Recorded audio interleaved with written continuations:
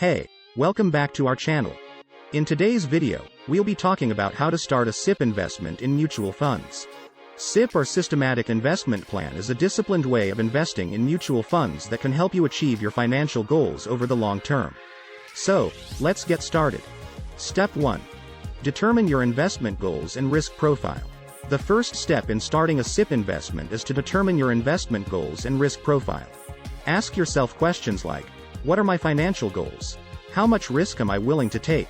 Based on your answers, you can choose mutual funds that align with your investment goals and risk profile. Step 2. Choose a mutual fund. Once you have identified your investment goals and risk profile, the next step is to choose a mutual fund scheme that suits your requirements. You can consider factors like the track record of the mutual fund, the fund manager's experience, the expense ratio, and the asset allocation strategy. You can also take the help of a financial advisor to make an informed decision. Step 3.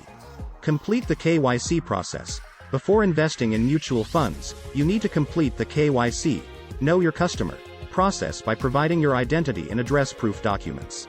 You can do this online or by visiting the nearest KYC registration agency. Step 4. Register with the mutual fund company or a broker. Once you have completed the KYC process, you can register with a mutual fund company or a broker to invest in mutual funds. You will need to provide your personal details, bank account details, and PAN card details to complete the registration process. Step 5.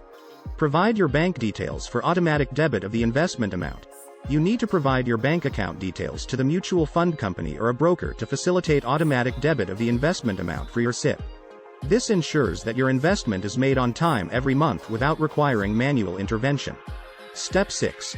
Choose the SIP date and the amount you wish to invest. You can choose the SIP date and the amount you wish to invest based on your convenience and financial goals. You can start with a small amount and gradually increase the investment amount over time. Step 7. Authorize the mutual fund company or broker to debit the investment amount from your bank account. Finally, you need to authorize the mutual fund company or broker to debit the investment amount from your bank account on the chosen SIP date. This completes the process of starting a SIP investment in mutual funds. Conclusion. So, that's it, folks. Starting a SIP investment in mutual funds is a simple and convenient process that can help you achieve your financial goals over the long term. Remember to choose mutual funds that align with your investment goals and risk profile, and stay invested for the long term to reap the benefits of compounding. Thank you for watching. If you found this video helpful, don't forget to hit the like button and share it with your friends.